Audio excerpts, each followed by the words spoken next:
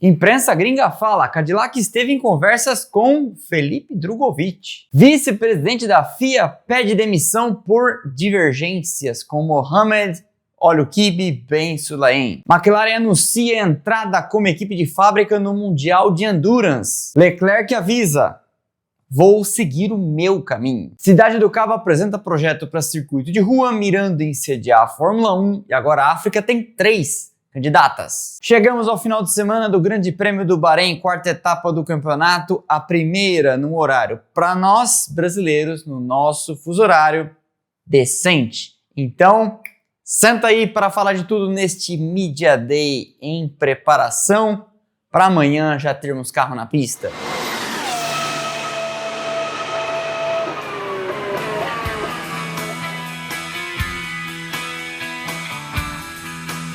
Mas antes, este vídeo é patrocinado pela nossa parceira aqui. É claro que eu estou falando da Zully Park, a startup que está revolucionando o modo de estacionar mensalista, aproximando motoristas interessados em estacionar mais barato de donos de vagas disponíveis que querem rentabilizar seu espaço ocioso. Eu brinco aqui sem pedir para eles que a Zully é o Tinder da vaga de garagem, conectando as duas pontas e fazendo a coisa acontecer. Outro dia alguém perguntou aqui, mas no meu condomínio não pode. E eu, obviamente, fui perguntar para o anunciante o que eu digo para esse tipo de coisa. E eles explicaram. Em muitos condomínios, pode sim. Você tem que checar antes de anunciar a sua vaga. Se ela estiver anunciada, é porque lá pode. E você então clica para estacionar. Todo mundo que tem carro e vai com frequência a lugares de grande aglomeração, no entorno de hospitais, universidades,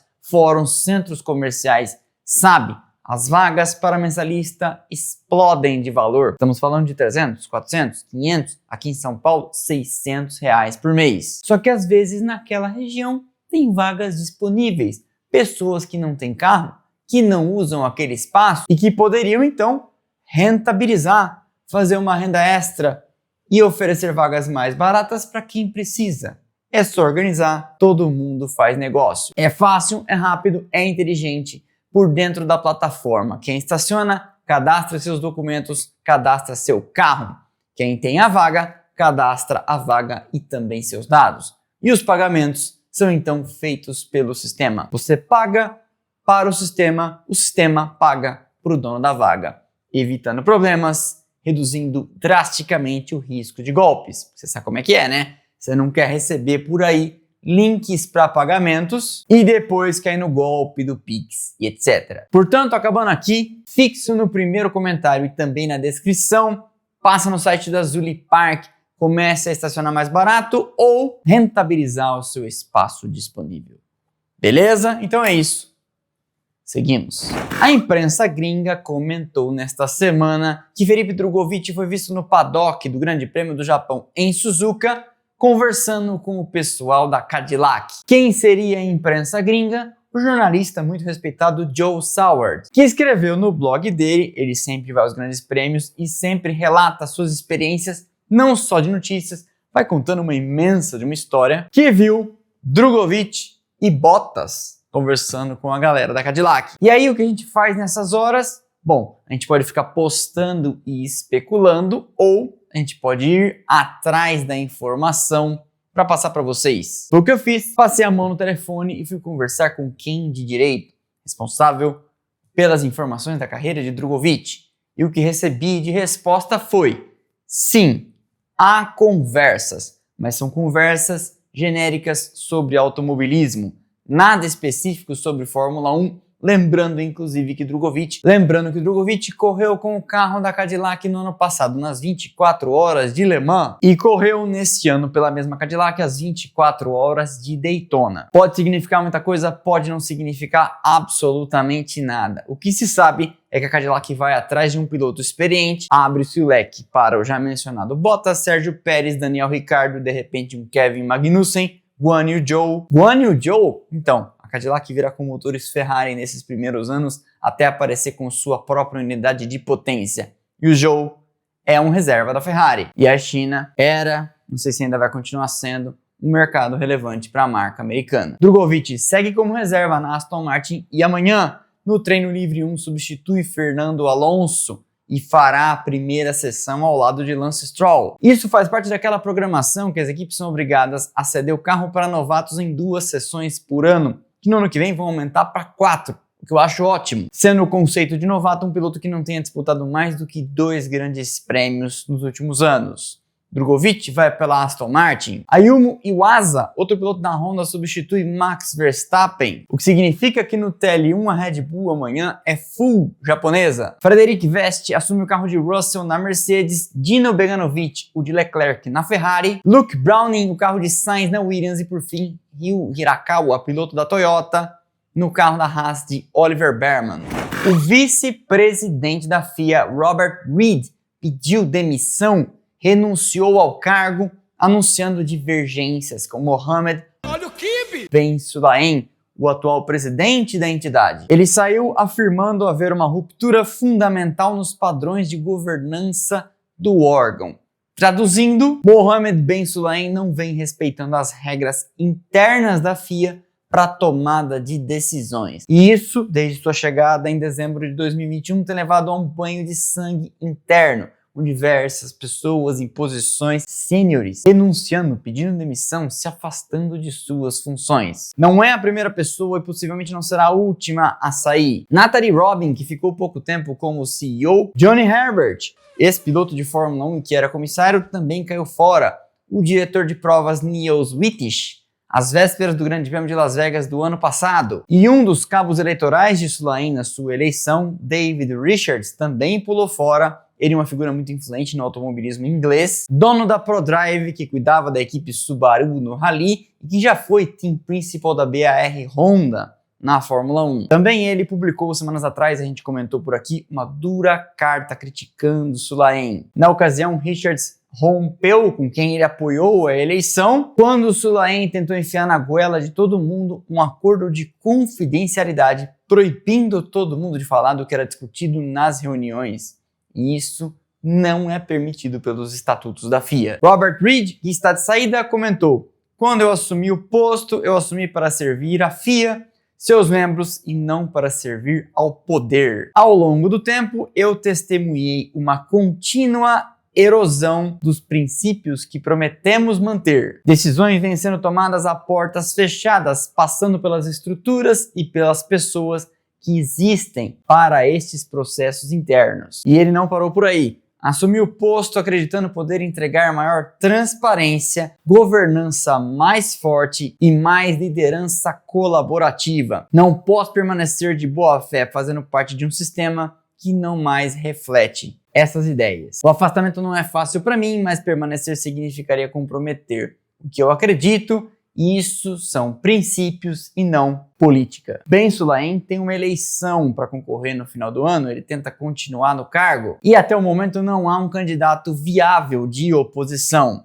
Até porque pelo regulamento interno da FIA, que determina a regra para o processo de escolha, é bem complicado para um adversário conseguir montar a chamada chapa. E ele vai enfrentar mares turbulentos daqui até o final do ano, lembrando que a FIA responde a um processo num tribunal arbitral na Inglaterra, movido pela equipe de Fórmula 2 e Fórmula 3 High-Tech, que foi, lembre-se, não escolhida pela FIA no processo seletivo que selecionou a Andretti, que hoje é a Cadillac, para entrar na Fórmula 1 no ano que vem. A High-Tech não decidiu judicializar a questão porque não gostou do resultado da escolha das urnas, sei lá, como é moda ultimamente. E sim porque o processo de escolha da FIA não foi baseado nos próprios requisitos estabelecidos por ela. E sabe o que é pior? A High-Tech já ganhou o processo. A fase atual é de decidir quanto que ela tem para receber de indenização. E gente bem informada estima será na casa das dezenas de milhões de dólares. E quando isso explodir, vai explodir no colo de Sulayem. A McLaren anunciou hoje em comunicado que volta ao Mundial de Endurance como equipe de fábrica, e eu achei que seria com um carro de GT, uma de suas McLarens de rua preparada para correr, mas não será isso. Eles virão na classe de elite, os Hypercars, os hipercarros, protótipos, passando a fazer parte de uma turminha de elite que já tem carros de BMW, Aston Martin, Porsche, Toyota, Peugeot, Alpine e Cadillac. As corridas de longa duração, o Endurance, vivem uma era de ouro. Isso só vai melhorar com a chegada de mais uma fabricante cheia de história, a McLaren. Mundial de Endurance que passou pelo Brasil no ano passado e passa nesse ano de novo. A corrida será dia 13 de julho e eu estarei lá. E vocês? Conte aqui nos comentários. Eu tenho reforçado e explicado aqui pra galera o conceito da nossa transmissão paralela, projeto Outro Canal do Splash and Go. Outro Canal é o nome do projeto. O canal é este aqui, o Splash and Go. Você sintoniza aqui 15 minutos antes da largada e estaremos transmitindo em segunda tela. Você continua assistindo onde sempre assistiu, na Band ou na F1 TV, em segunda tela. Você continua assistindo onde sempre assistiu, na Band ou na F1 TV, mas escuta com a gente narração e comentários aqui. Chama Outro Canal, porque sempre a galera dizia, pô, seria bom ter outro canal. Bom, agora tem.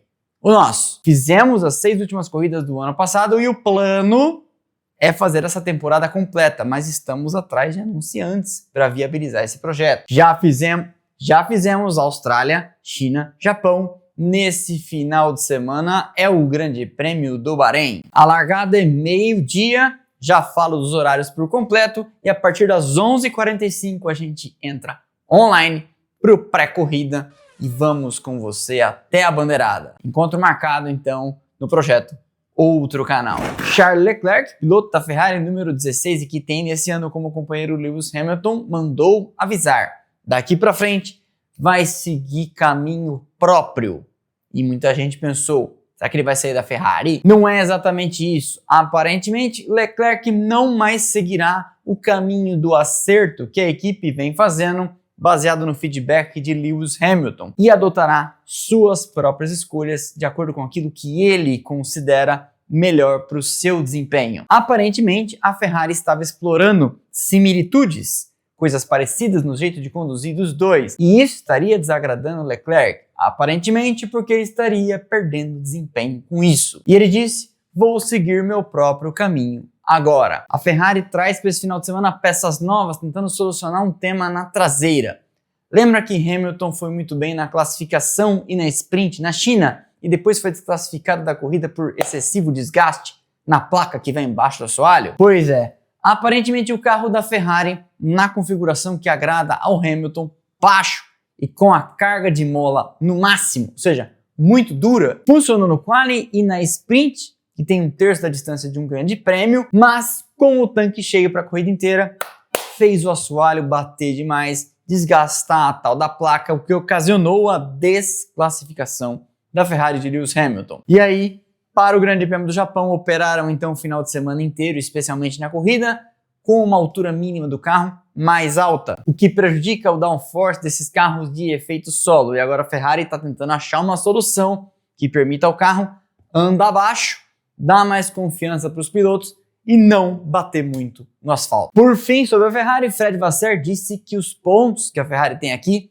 não refletem o seu desempenho, algo que tem eco com declarações dadas pelo próprio Norris, que segue dizendo que o carro que a McLaren tem que se preocupar é o da Ferrari. Só que tem uma coisa na fala do Vasseur, porque se isso for verdade, só agrava o vexame, porque mostra então que a Ferrari tinha que estar bem mais acima e que não está por erros de acerto, de operação, de estratégia, como aconteceu em Melbourne e etc. A Cidade do Cabo apareceu com um projeto para uma pista de rua desenhada, adivinha por quem? Por Hermann Tilke, o arquiteto mor da Fórmula 1 desde 1999, quando apareceu a pista de Sepang, num traçado que passa ao lado do estádio que foi sede da Copa do Mundo e que, igual no caso do Miami Dolphins, e igual acontecia antigamente lá em Montjuïc Park, em Barcelona, seria usado para a estrutura de paddock, hospitality centers e sala de imprensa. A Cidade do Cabo aparece ao lado de outra sede sul-africana, o circuito permanente de Kyalami, nos arredores de Johannesburgo, e ainda de outra cidade africana,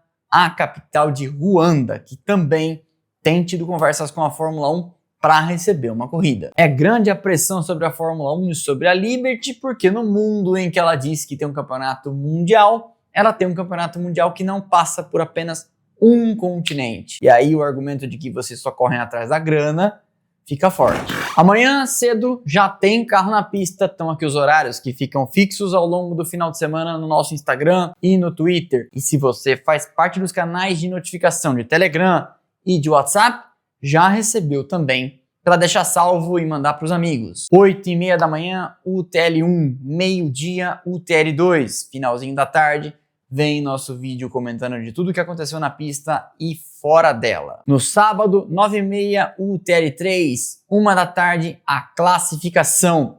Assim que acabar, eu já sento, gravo o vídeo e o mais rápido possível publico aqui, comentando do quali, do grid, quem foi bem, quem foi mal. E aí no domingo, Grande Prêmio do Bahrein, meio-dia, mas eu encontro vocês 15 minutos antes, a partir das 11h45 em outro canal. Já vou deixar a live criada desde hoje. E aí depois da corrida volto para casa, mal dá tempo de dar uma dormidinha, já preparo os slides e encontro vocês aqui às 18 horas para a nossa live, respondendo suas perguntas, seus superchats, as polêmicas que sempre aparecem e as nossas enquetes. E sempre também dando risada com as coisas que vocês mandam. Nessa semana, terça-feira, a continuação, digamos assim, do vídeo da grana da Fórmula 1 que foi ao ar terça-feira passada, neste explicando como as coisas explodiram depois que tio Bernie vendeu a Fórmula 1 para os americanos da Liberty Media. E por que as coisas aconteceram assim? Vale a pena você dar uma olhada, é um vídeo bastante informativo. Na quarta, a pequena grande história, que não foi vivida por nenhum grande piloto, ídolo e etc. E sim, por mim, quando uma vez, numa viagem pelo Uruguai, eu encontrei uma garagem perdida no meio da estrada, cheia de carros de corrida. E é muito legal poder contar para vocês uma história que eu vivi. Não foram muitas, mas o relato é em primeira pessoa. Beleza? Então, deixa o like que é de graça, não custa nada, você sabe, ajuda demais este canal. Quebra essa pra mim, quebra essa pra nós. E eu te vejo aqui ao longo do final de semana, neste vídeo de quinta, no de sexta, no de sábado, na transmissão 15 para meio-dia no domingo e na live às 18 horas. Então, para esse monte de material, de informação, de conteúdo e esse gogó gasto, eu só te peço em troca o like, o comentário dizendo de que cidade você nos assiste ou qualquer outra coisa que você quiser dizer. Não quer dizer nada? Manda um emoji que seja, porque isso o algoritmo entende como interação. E aí ele distribui o vídeo para cada vez mais gente. É a nossa forma de dizer para ele que você gosta do trabalho do vídeo do canal. Porque não adianta nada se só tivermos um lado aqui falando que nem um doido sozinho dentro do estúdio e você não assistir. Por isso que eu sempre falo, por isso que eu sempre ressalto, que nosso canal tem um nível de interação, de likes, comentários e hypadas maior do que quem tem 10, 15 vezes o nosso número de inscritos, o que faz com que a gente cresça e mostra que a nossa audiência não só é a maior do Brasil, palmas para vocês, como também a melhor. Não é chaveco vazio, mas chaveco feito, deixa o like, porque é de graça. Para não perder nada do que a gente faz por aqui, canais de notificação no Telegram, no WhatsApp e também agora no Instagram. Todos eles com um monte de gente dentro, com milhares de pessoas fazendo parte e recebendo nossos recados para não perder nenhum conteúdo. E conteúdo também tem a rodo no Instagram, Twitter, Threads e TikTok. A toda hora. Estão passando aqui os arrobas. Você segue a gente onde quiser. Link na descrição. Beleza? Então é isso. Ótima quinta-feira. Vejo vocês aqui ao longo do final de semana. Valeu! Aquele abraço.